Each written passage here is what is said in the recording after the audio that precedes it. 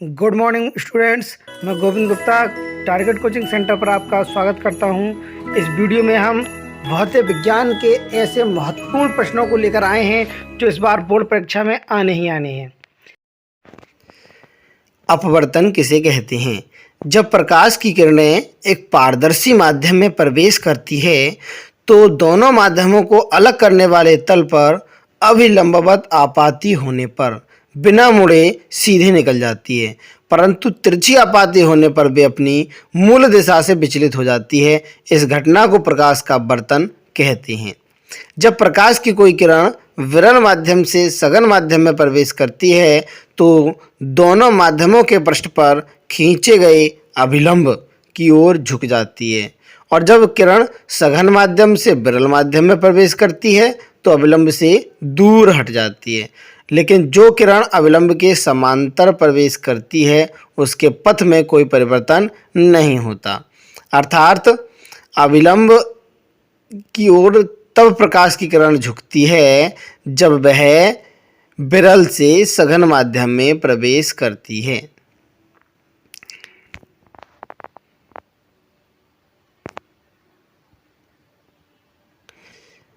अगला महत्वपूर्ण टॉपिक है अपवर्तन के नियम। आपतित किरण, अभिलंब तथा अपवर्तित किरण तीनों एक ही समतल में स्थित होते हैं। किन्हीं दो माध्यमों के लिए आपतन कोण की ज्या तथा अपवर्तन कोण की ज्या का अनुपात एक नियतांक होता है, अर्थात साइन आई बटे साइन आर बराबर म्यू। म्यू एक नियतांक है। इस नियतांक को पहले माध्यम के सापेक्ष दूसरे माध्यम का अपवर्तनांक कहते हैं। इस नियम को स्नेल का नियम भी कहा जाता है। किसी माध्यम का अपवर्तनांक भिन्न भिन्न रंग के प्रकाश के लिए भिन्न भिन्न होता है। तरंग दैर्ध्य बढ़ने के साथ अपवर्तनांक का मान कम हो जाता है, अतः लाल रंग का अपवर्तनांक सबसे कम तथा बैंगनी रंग का अपवर्तनांक सबसे अधिक होता है। ताप बढ़ने पर भी सामान्यतः अपवर्तनांक घटता है, लेकिन यह परिवर्तन बहुत ही कम होता है। किसी माध्यम का निरपेक्ष अपवर्तनांक निर्वात में प्रकाश की चाल तथा उस माध्यम में प्रकाश की चाल के अनुपात के बराबर होता है, अर्थात अपवर्तनांक म्यू बराबर निर्वात में प्रकाश की चाल तथा बटे में माध्यम में प्रकाश की चाल।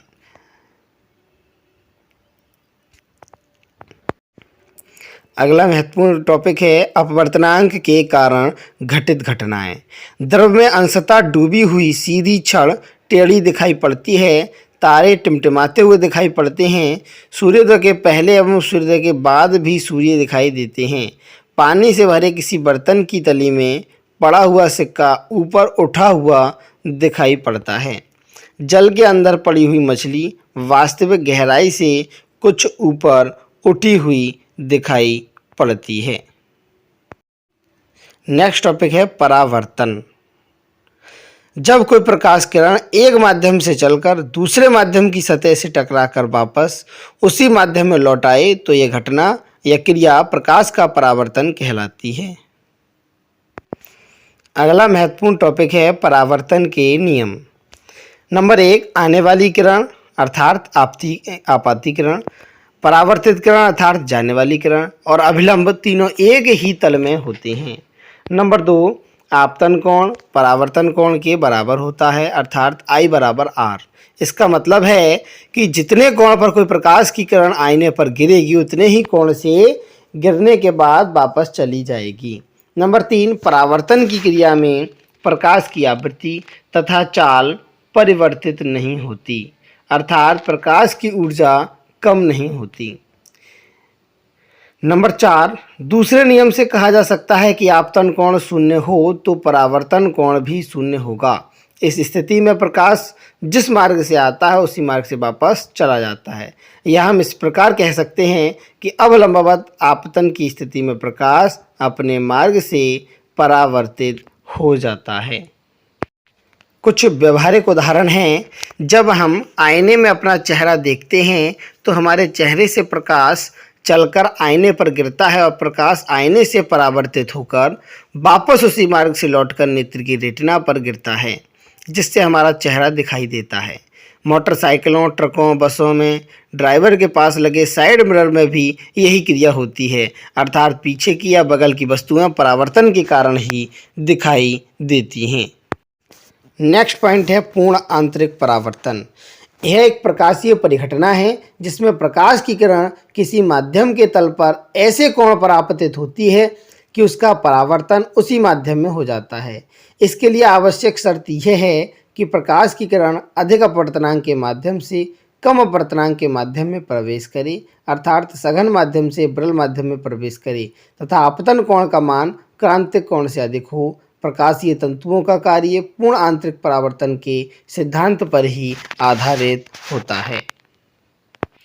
नेक्स्ट पॉइंट है प्रकाश का प्रकीर्णन। जब प्रकाश अणुओं, परमाणुओं व छोटे छोटे कणों पर आपतित होता है तो उसका विभिन्न दिशाओं में प्रकीर्णन हो जाता है। जब सूर्य का प्रकाश, जो कि 7 रंगों का बना होता है, वायुमंडल से गुजरता है तो वह वायुमंडल में उपस्थित कणों द्वारा विभिन्न दिशाओं में प्रसारित हो जाता है। इस प्रक्रिया को ही प्रकाश का प्रकीर्णन कहते हैं। आकाश का रंग सूर्य के प्रकाश के प्रकीर्णन के कारण ही नीला दिखाई देता है। प्रकाश का विवर्तन। यदि किसी प्रकाश स्रोत तथा पर्दे के बीच कोई अपारदर्शी अवरोध रख दिया जाए तो हमें पर्दे पर अवरोध की स्पष्ट छाया दिखाई पड़ती है। इससे प्रतीत होता है कि प्रकाश का संचरण सीधी रेखा में होता है। लेकिन यदि अवरोध का आकार बहुत छोटा हो तो प्रकाश अपने सरल रेखीय संचरण से हट जाता है तथा अवरोध के किनारों पर मुड़कर छाया में प्रवेश करता है। इस घटना को प्रकाश का विवर्तन कहते हैं। अर्थात स्पष्ट भाषा में कहा जाए, प्रकाश का किसी छिद्र से गुजरने पर किनारों पर चमकना प्रकाश का विवर्तन कहलाता है। नेक्स्ट हेडिंग प्रकाश तरंगों का व्यतिकरण। जब समान आवृत्ति तथा समान आयाम की 2 प्रकाश तरंगें, जो मूलतः एक ही प्रकाश स्रोत से एक ही दिशा में संचरित होती है, तो माध्यम के कुछ बिंदुओं पर प्रकाश की तीव्रता अधिक होती है तथा कुछ बिंदुओं पर न्यूनतम या शून्य होती है। इस घटना को प्रकाश तरंगों का व्यतिकरण कहते हैं। इसी कारण तेल की परतें तथा साबुन के बुलबुले रंगीन दिखाई देते हैं। नेक्स्ट हेडिंग है प्रकाश तरंगों का ध्रुवीकरण। जब 2 कारें एक दूसरे की ओर आती हैं तो उनके प्रकाश के चकाचौंध से दुर्घटना हो सकती है। इसे रोकने के लिए कारों में पोलेराइडों का उपयोग किया जाता है। सिनेमा घर में पोलेराइड के चश्मे पहनकर 3 विमाओं वाले चित्रों को देखा जा सकता है, अर्थात हम 3D चित्रों को देख सकते हैं। यह घटना प्रकाश का ध्रुवीकरण कहलाती है। नेक्स्ट महत्वपूर्ण टॉपिक है प्रकाश का वर्ण विक्षेपण। जब सूर्य का प्रकाश किसी प्रिज्म से गुजरता है तो यह अपवर्तन के पश्चात प्रिज्म के आधार की ओर झुकने के साथ साथ विभिन्न रंगों के प्रकाश में बँट जाता है। इस प्रकार से प्राप्त रंगों के समूह को वर्णक्रम या स्पेक्ट्रम कहते हैं तथा प्रकाश के इस प्रकार अवयवी रंगों में विभक्त होने की प्रक्रिया को वर्ण विक्षेपण कहा जाता है। बैंगनी रंग का विक्षेपण सबसे अधिक, लाल रंग का विक्षेपण सबसे कम होता है। परावर्तन, पूर्ण आंतरिक परावर्तन तथा अपवर्तन द्वारा वर्ण विक्षेपण का सबसे अच्छा उदाहरण आकाश में वर्षा के बाद दिखाई देने वाला इंद्रधनुष है।